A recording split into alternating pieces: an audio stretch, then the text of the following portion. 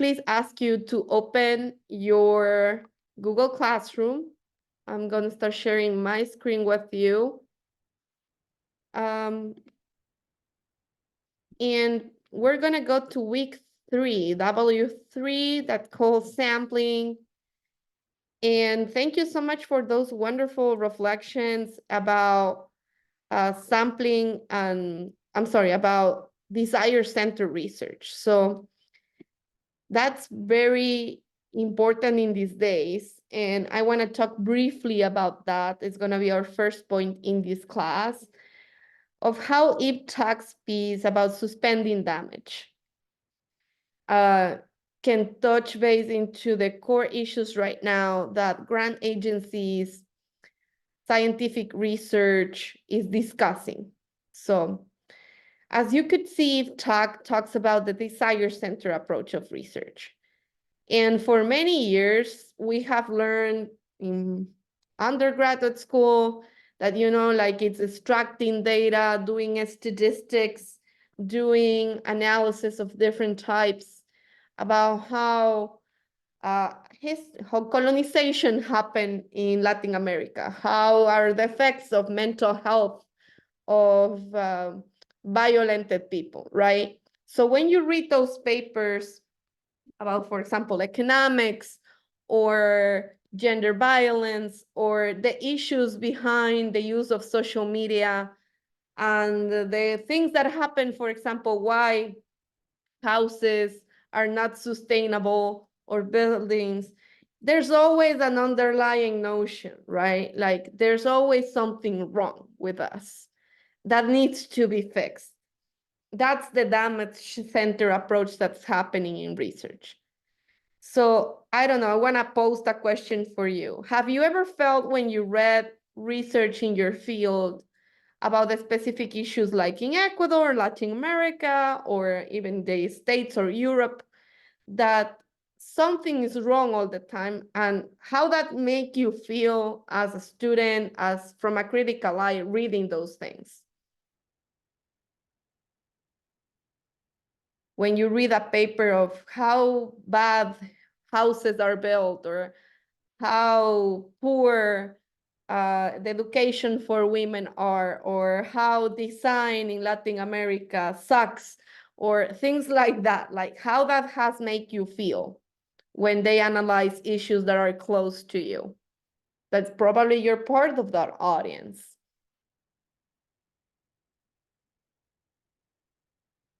How you have felt.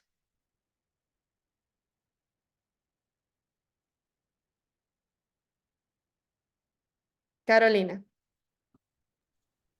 Well, can you hear me right? Yeah. Okay. Yeah. Well, actually, I was quite thinking about that a couple days because that catch me a lot. So I don't know if maybe many people can feel attacked when others are talking about I don't know, on a specific topic and a specific problem that is related to their own, I don't know, ethnicity or that kind of stuff. Um, but like looking in the whole context, maybe it's the approach, how the researcher approach the I don't know The the subject. studies, The the instruments that have to make some statistics or to make data is how it describes this kind of data. Maybe it's the difference between being feel attacked or like approve the things that he or she is concluding. Mhm. I think. Yeah. it is a questioning piece, definitely. When I first read that paper, was like, yeah, I have felt this, but things are actually wrong, like there's things that actually don't work. So for example, in my field, that science and health communication, all the papers were how prevention campaigns for chronic illnesses or this widespread of like STDs or things like that are not enough, right? Are not enough. People, to be completely honest, and we're all adults here, people is stupid enough that they don't take care of themselves. People have no idea what they're doing. So there's always this idea of intellectual superiority, like superiority of the model versus the reality, right? I don't know if you have encountered that, right?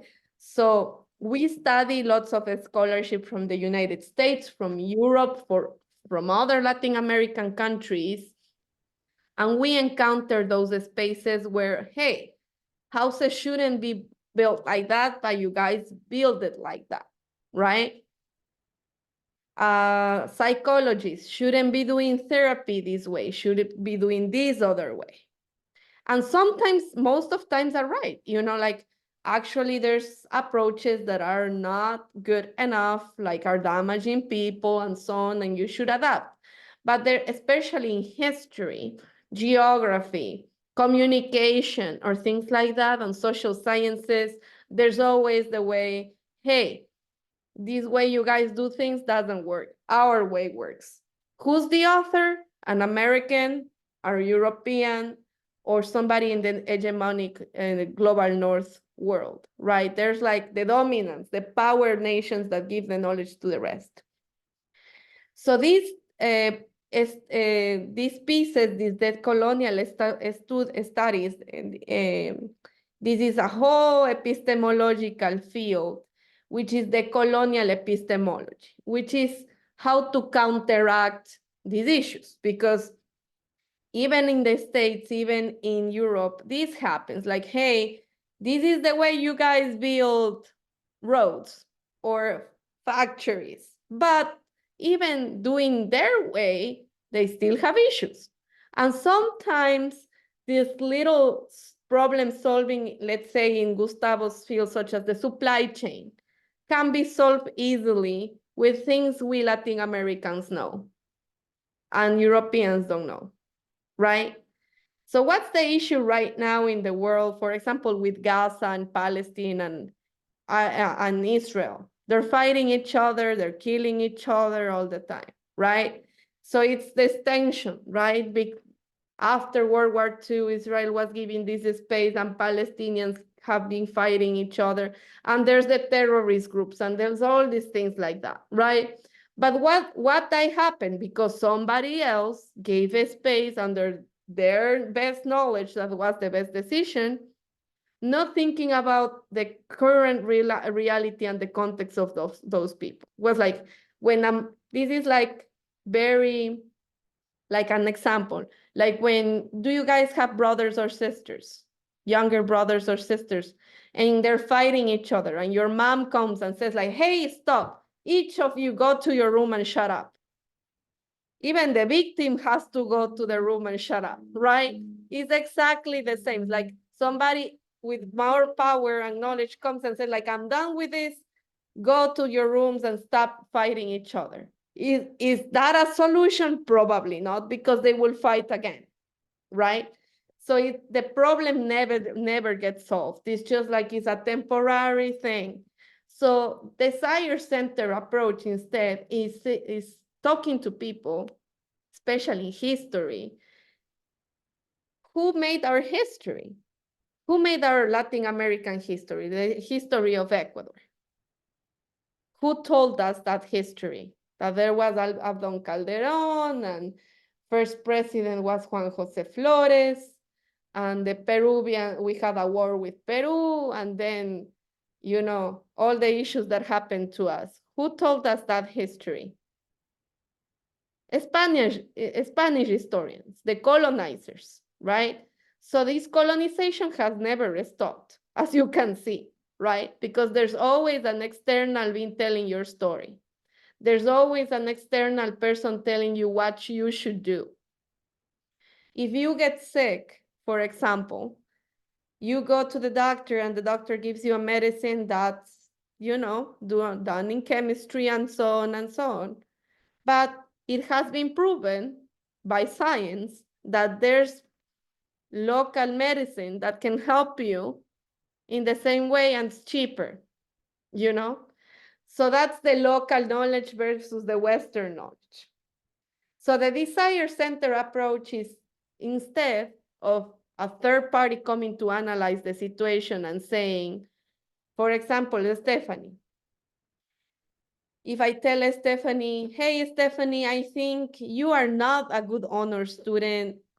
I have read your work and it's not really interesting, and so, but I'm not a psychologist. Like, who the hell I am to tell you what to do, right? It's just me being an older person, like opinionating on your job without even the same skills. So I have not that entitlement. But Stephanie can say, like, no, I am the professional one. I know, I have my patients. I have been seeing all these situations, and this actually works. So it's giving power to the people in this place and departing from what they want to do. So when you, as a researcher, or you're in graduate school, and people say, you come and say, hey, this is the solution, but you are not part of the problem. Desire Center research says things like, hey, you have to ask them what they want to do with the reality. So let's think about the war in Gaza, right? What do you think people from Palestine want? That's our assumption, right? They want to be in peace. They want to be able to go to school again, to not lose so many people. But that's our assumption. Maybe all they want is Israel to get the hell out of there. We don't know. So Desire Center approach is first going to the people and asking them, hey, this is an issue.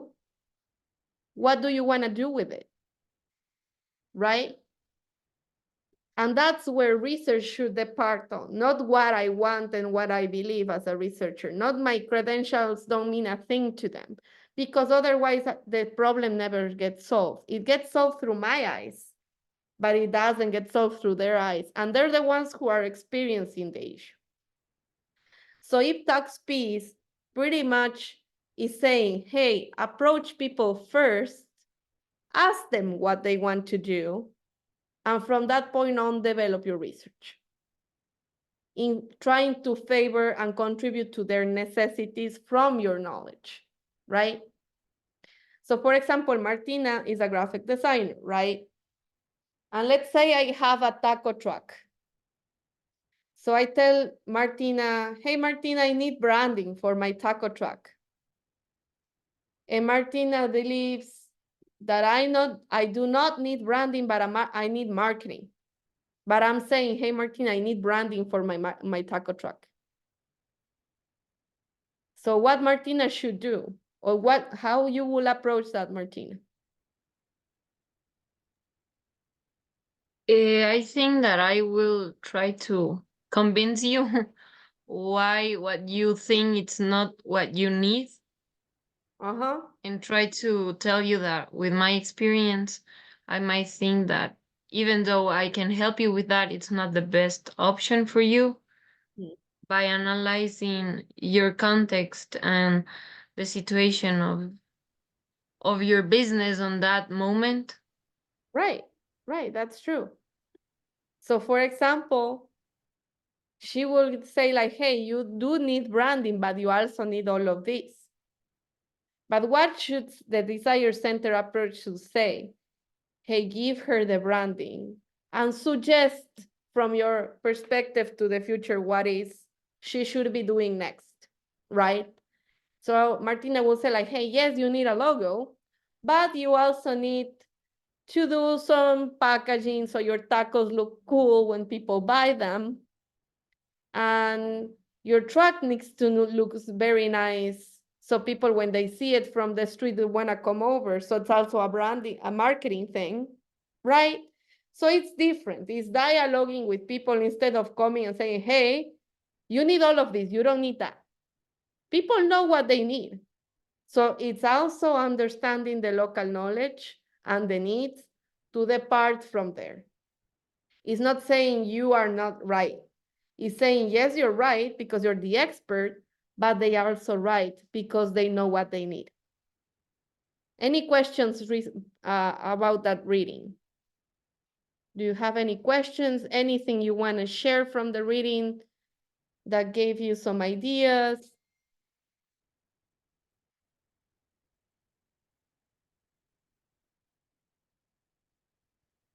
Take 5 minutes to revise or so.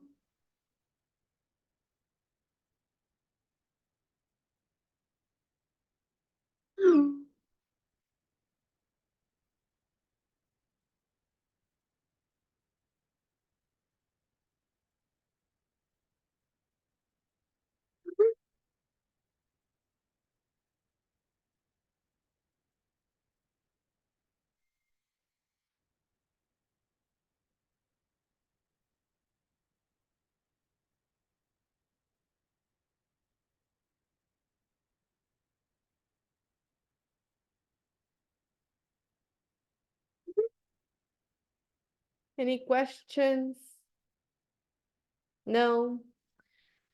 Okay, we're gonna close that thing and go to the sampling section in the last part of week W3 to the document about sample and population and so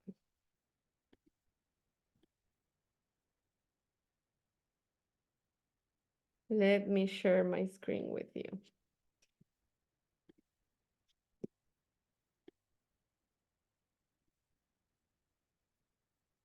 Okay, there you go. So you see chapter 7 sampling techniques, right? So what's sampling in research? What sampling works for or stands for?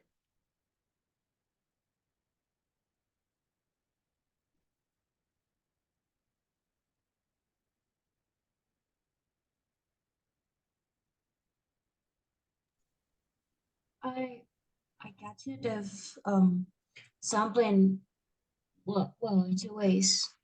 One, as a case of study of a particular phenomena. Um, so it can be like an example for a specific problem, or sampling as a tool to represent a bigger problem or a bigger phenomena that can be occurred in many other uh, populations. I don't know if I can say it that way, but like taking this and making it representative for the all the other ones. Like I treat it like that. Right. It is. So it's taking a section that's representative to the population or the human group or the instruments that you're going to analyze. That's going to represent a section of the totality of what you're going to study, right? And there's many methods for sampling, such as the probabilistic, the non-probabilistic, and so on. So you have to think about specific ways to define the population. So depends, probabilistic, non-probabilistic. This document has all the terms of how in English you refer to sampling. And for example, the quota sampling, the stratified random sampling. So we're gonna go through several of them and how in qualitative research, we also do sampling because it doesn't mean you don't need to deal with numbers. It means it's a selection criteria for the instruments that you're gonna manage. So if you're gonna interview people, you have to depart from a population. So what's a population, Stephanie, in terms of research? Well, a population is like all the people that you have to work with in a research. For example, if you are going to work with teachers of the University of Cuenca, so the population is everyone or all the teachers that we have. But when we have a sample, we have like the different characteristics that we know that they have to accomplish to belong to any sample. Right, great. So the population in this case, for example, you were describing the faculty, the professors, right? Teachers is a term more coined for school and high school, but in colleges and university, we can call it faculty and we call it professors. So for example, when you define the population, great example. Let's say you want to work with the University of Cuenca faculty. So you have to figure out how many faculty there are, right? How many they're teaching philosophy college, how many teaching chemistry, engineering, arts, so on and so on. How many of them are women? How many of them are male? How many of them are lectures? How many they're tenure track? Because there's titulares and contratados, profesores. So contratados means lecture, and tenure track is the professors that are always there. They have like steady contract, are part of the steady number of the university. So for example, when you define the population, you have to think about how this is similar and how this is diverse. So that's a first step, right? You say like the faculty of the University of Cuenca. Okay, great. But how that is composed? Is everybody teaching in every college? No, right? Some teach in psychology, some teach in engineering, some are tenure track, some are lectures. How many of those have PhDs? How many of those just have master's degrees? How many of them have experience in these specific fields? How many in this other field? So first step is to define and understand the population. Then the second step is making a list. So when you already know your audience is composed by different people, there's always characteristics in qualitative research that will make specific biases in the data, right? So for example, if I interview all the faculty, probably I will get lots of data, will take me lots of time to do that study, right? But I need to know, like, let's say we have 1,000 faculty in University of Cuenca, but I want to know how many of them are women with PhDs.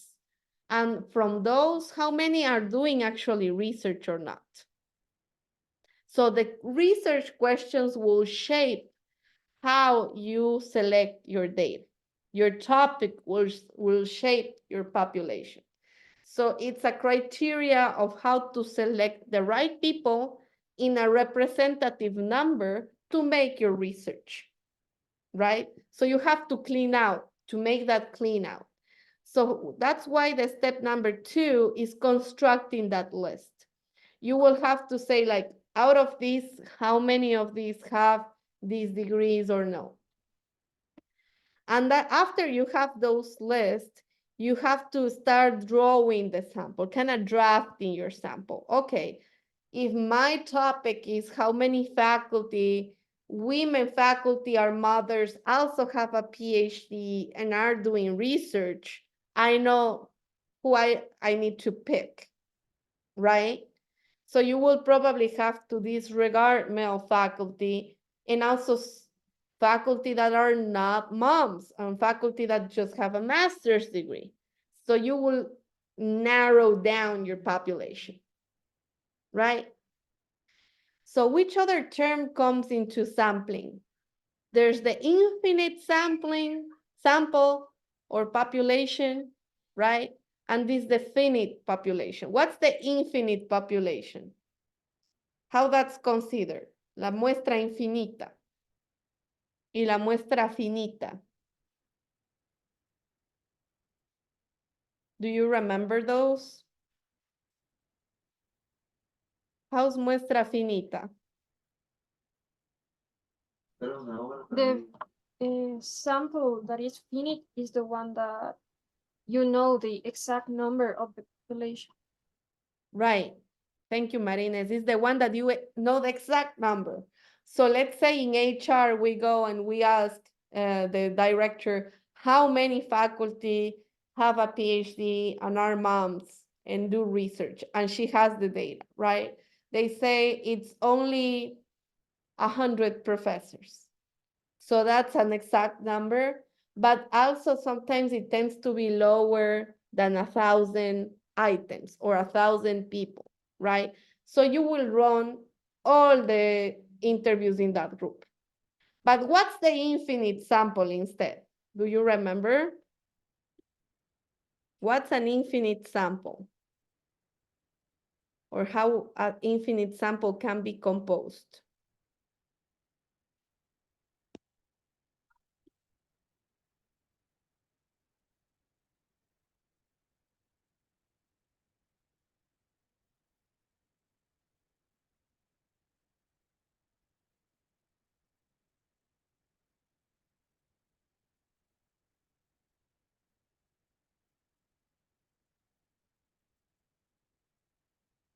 Do you remember? Research 101, semester first of most of the degrees. What's the infinite sample? Is the sample that you cannot define with numbers how many people do you have? Right, it's the one that you cannot really know, right? So if we say, how many women in Cuenca have a PhD? We just don't know, right? There is no list of that. Maybe Senecid has it. Maybe tomorrow somebody else graduates. Maybe, right? So when you have to use a statistic data from a survey that generally is over 1,000 items, it's infinite. Or it depends on the number of people that can be and cannot be part. So even if you make a survey today, tomorrow there will be more people because somebody was born tonight, you know? So that's the best way to understand it. Or when the number is largely huge to know. So for example, infinite sampling, you will need to have a probabilistic method, which allows you to narrow down your probabilities to choose that. And non-probabilistic methods are instead the ones that you for sure know the amount of people, and those are under the cap of 1,000 people. If it's less than 1,000, you can just run a formula for probabilistic sampling, and it will give you the number. That's that easy, right? But life is not easy. So let's say we keep with Stephanie's number, right? So we will say, and let's give another example that's more complex for you to understand. So for example, let me show you something that I'm working on right now. Where's my thing here? So let me pitch you this study. We are doing a study about how people perceive science communication of NASA in Instagram, right? So we want to know the reactions of people in NASA videos about space exploration and experiments in the space. So we're analyzing two things. First, how the videos of Instagram Reels in 2023 and 2024 were constructed in terms of how appealing, how explicative they are. And second of all, how people react to those videos. So you will find a comment. Let me show you it here. These are our videos. So these are each of the videos and the comments. So how I do select the comments?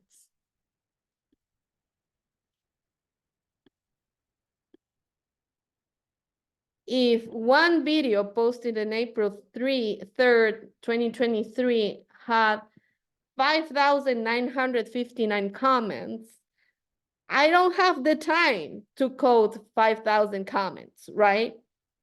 There's no way. Like my life, like my sciatica will break sitting down coding that. There's no program to do that. But I have to have like a section of how to extract comments in a nice way. So what we do in these examples of sampling in qualitative studies, if our overall data set, because population, you use that when you talk about people, but if you're talking about instruments such as Instagram posts, if you're talking about the analysis of labels of products in supermarkets, you're talking about data set of instruments or things, you know, that do not have life. So we extracted the whole comments from 2023, April 2023 to April 2024. This is the whole list and the data set. So we have the number of views, the number of comments, and so on. And we summarized, this is the number of comments. 1, 2, 3, 20 million. Let's see, 1, 2, 3, 1, 2, 3. 2,104,000 comments, right? So we cannot code that number of views. And in number of comments, those were the number of views, I'm sorry. But the number of comments is 136,827 comments. So imagine coding that. Nobody even on jail has the time to do that, right? So how we select this? If this is the 100%, we have to establish a proportion, a regla del tres. I don't know how regla del tres is called in English, by the way. If anybody knows, you can tell me. I always tell my co-researcher that's from Serbia, I'm gonna make a regla del tres. And she knows what I'm talking about. So, huh? I don't know. I thought somebody is gonna take me out of my ignorance. Okay, so we make a regla del tres. We put the number of total and say like, okay, the video of March 5, how much of percentage this represents in the 100%. So it's like the 2%, the 3%, the 10%, according to the number of comments of each video. So you have to reproportionate the comments, right? And from that point on, you will establish something you can like compare and reproportionate the sample. So for example, we know that we have to pick from this video 7.23 comments, which is equivalent to what? 7. But if I get 7.5, I will pick 8 comments. But still, how I pick those 8 comments out of 2,000 comments? How I pick those comments? What do you think? Can you guess what I did? Let's reflect about the sampling techniques.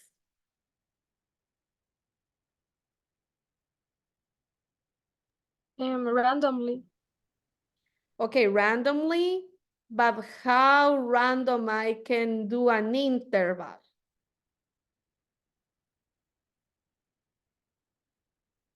Because if I say like, oh, I have to pick 8 comments, what's the easiest thing to do? Let's be honest. Pick the 8 first, right? That's the easiest. Who the hell is gonna know that I'm doing that? Nobody's gonna do any data. But if I'm an honest nerd like me, and in methodological, you have to do a thing called interval. The interval sample is gonna tell you, okay, make your whole sample, right?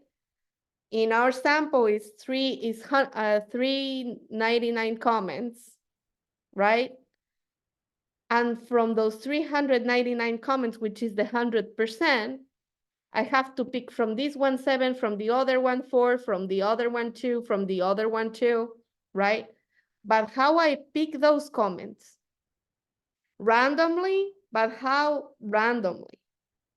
So if I have a micro data set inside a big data set, what I have to make is an interval. An interval is, imagine you're standing in a stair or playing el avioncito. Everybody has played el avioncito, like jumping, you know? Like when you throw something, it's 1, 2, 3, and you jump and you come back and you stay in the middle with your legs like this. And if you fall, you lose, right? So you have to jump 3 times and stop there and pick that comment. And for the next one, you have to jump just one and pick another, right? So that's not random. It's a random technique to pick the right comment. To prove that it's really random is an interval. So in this case, the interval will tell you, okay, you have to calculate with your sample, and there's a formula for interval. There's many, but you can check out in any research book. In the one probably we have here, there's an option, or you can just Google the scholar that the most common author about interval sampling is Yamani from 1967. We keep using the same one in social sciences. So you will divide and say like, hey, you have to pick one comment for that micro data set every 10 comments. So I will take my comment, jump 1, 2, 3, 4, 5, 6, 7, 10, pick another comment, 1, 2, 3, 4, 6, until I reach 7, until I reach 4, until I reach 2. So I'm proving that I'm not sticking to the first ones, on the last ones, on the ones in the middle, but picking one of the whole data set each time. Did I make myself clear? Any questions?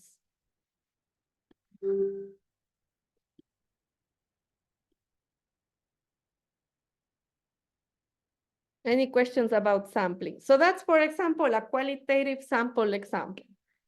So when you draw the sample, you have to understand it, how it's constructed, how people comment Instagram posts, how many people does this thing, and contact the members of the sample if it's a population, right? So you will have to make criteria. In case of people, you will have to make something called inclusion and exclusion criteria. Who, I say like, I put a call, right? Maybe on Instagram, maybe on Facebook, maybe on a poster on campus.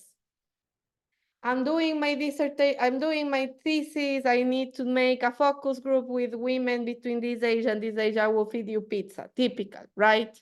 I will give you, I don't know, a tigrillo from Avenida Loja, whatever, a compensation. So how you do that, right? How you decide of all the people that sign up, if we're talking people, I was talking instruments, who participates and who not participates. It's not the ones that you like and the ones you hate, no. It's the ones who are really part of your sample. So there's inclusion and exclusion criteria.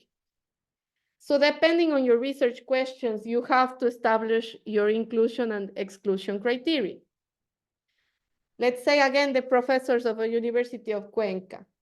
You have the database and you send them an email. Say like, I'm looking for moms that work, that has a PhD, and at least has published a paper in the last 10 years of their life, or has been involved in research groups at the University of Cuenca, who can participate in a focus group of 1 hour in these dates at this place, or on Zoom. right? Because we do many things on Zoom right now. So people will sign up. So first of all, it has to be volunteer. Even if people that doesn't accomplish, your inclusion criteria, you will have to make them probably make a form. You can use Google Forms for that and say, scan this QR code and sign up to participate in this focus group. So you will get a list of people that you will have to clean out. Say like, okay, this lady has a master's, has done a PhD, has done a research project, and is a mom, but it doesn't have a PhD, not picked, right? So you will have to revise and recruit your participants in that way. Any questions about recruiting? Have you done some recruiting for your thesis, for any projects? Anybody of you have done interviews, qualitative research with people? Nobody? Everybody studies things, not people here?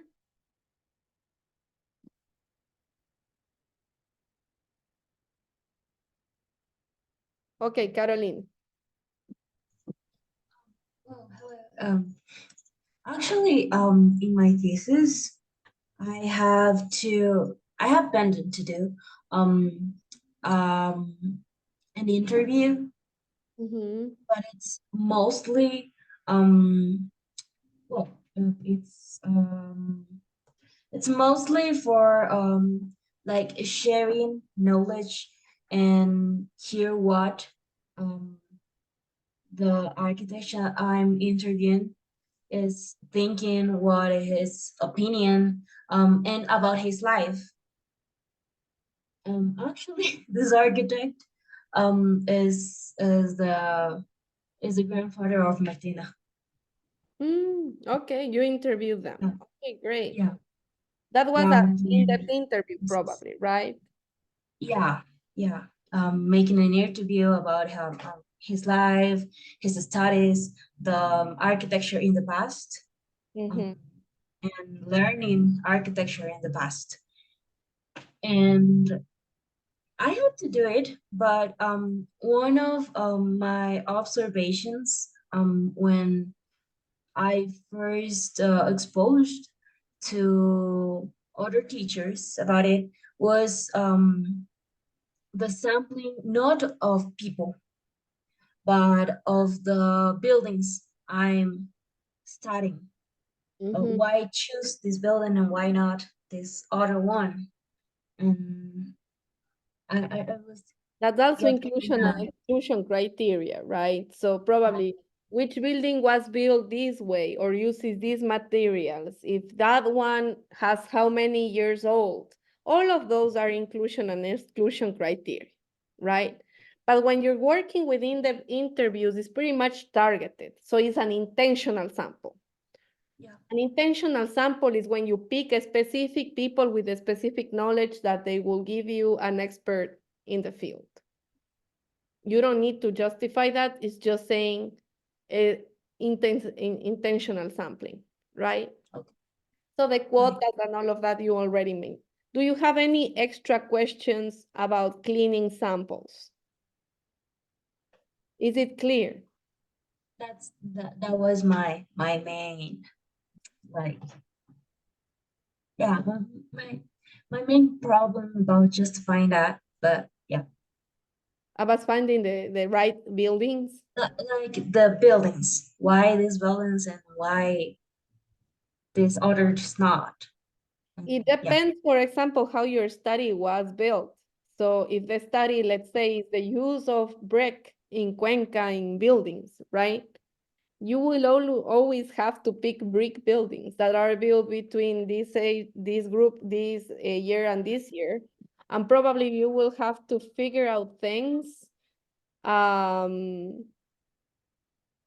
such as the permissions per building, the type of technique was used, how many floors it has, but it's the same thing because it's a social science. So it's establishing according to your research design which ones yes and which ones no. And you pick them that way. So cleaning a sample has the steps of the protocol that I share with you. That protocol is very useful because it helps you think about how to depurate what it works, what it doesn't work, because you can get overwhelmed with a big sample, right? When you're studying larger objects, it was like, oh my God, what I should do? I'm just gonna pick the 7 first comments. It's the easiest. That's gonna give you biases in the data. So you have to make sure you pick randomly, like broadly enough to justify the method. Qualitative research is not a walk in the park.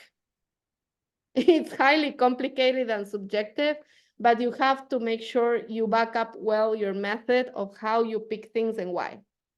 Otherwise, you won't get published and your research will be highly criticized. Okay, guys, so we're gonna start with the last section of this class, and we're gonna go to something nicer, which is arts-based research. What do you think arts-based research is?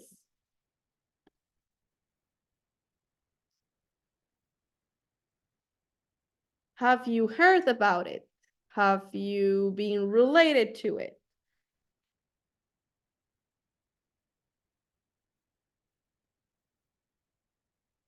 Martina, have you heard about arts-based research in design? Or Stephanie, maybe? Domenica or Gustavo? No, it is not very known, I have to acknowledge. I learned about this on my doctoral degree, but right now is the cutting edge thing to do. So if you wanna like put extra nicer, interesting things in your qualitative research, you might consider this into this stream of like advocacy, eliciting people experiences and so.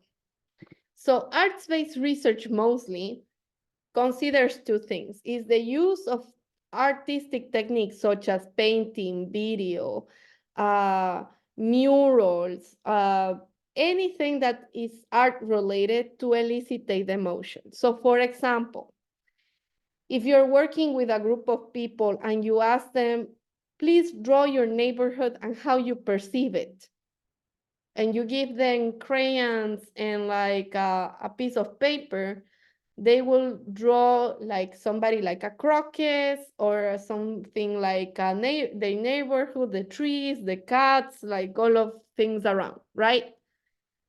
But also ask them why it looks that way. So what arts-based research is a support strategy to qualitative studies. So let's imagine you're doing a focus group, right? And in part of the focus group, you're talking about the dangerous areas in the neighborhood. And you can, which area in your neighborhood is dangerous? And they say like, oh, the corner when, I don't know, the trash is thrown every week. Or that area where the bus stops and doesn't have a light, right? And people will draw it like dark and maybe like a scary face under that area or so. But you have to like in part of the group make space for that and ask them like, okay, show your drawing and explain why. Or like I put everything dark and an evil face because a person got robbed there, somebody got like catcalled in the street, my daughter was followed, like, you know, all the dramas we're living right now in Ecuador, right? So those are use techniques that elicitate emotion, but also show you through drawings things that people don't say in words. So when, Stephanie, you're psychology, right? Who's psychologist here? The psychologist didn't came today. Oh my God, I'm gonna kill them. So for example, what's the issue when people tend to draw everything black and gloomy? How emotions are in that way? It might be dangerous, it might be death related, you know what I mean? So those things don't emerge in talking. Those things emerge by showing. So in this section of on the group, we will revise, for example, the section of citizen science that was posted last week, and also the section about arts-based research and its potential. So what you guys are gonna do today until tomorrow is read this section about the following papers of arts-based research and write up a page of reflections. And there's also a video I want you to please read and bring questions for the next class. So that's gonna be pretty much it for today. And we're gonna finish right there so you can work on this section and reading about it. I want you to make time for this and revise those materials. And also remember, for the 29th, you have to develop your questionnaire. There's also the material from last week on the remote session about making questionnaires for your project. And we will recap next week, and let's figure out a date to meet up. I know like you guys are used to, because meeting up online can be helpful, but let's plan at least to meet me twice until the semester finishes for this course. I will pass a list of dates we can pick up. Okay, thank you so much. Any questions? Carolina? Yeah, I have a question actually, because it